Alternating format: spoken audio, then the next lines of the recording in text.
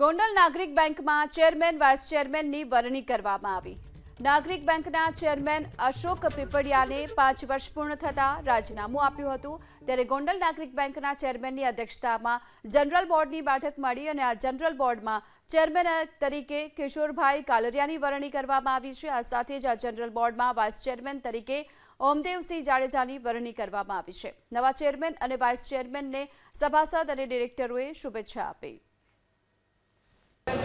અમારા ચેરમેન અશોકભાઈ પીપળિયા અને vice chairman ભાઈ શ્રી ગણેશભાઈ આ બંને પદનો ત્યાગ કરી અને એક દરેક માણસને નાના કાર્યકર્તાને તક મળે એ માટે આજે ચેરમેન અને વાઇસ ચેરમેનની અમારી બંનેની નિમણૂક કરી છે।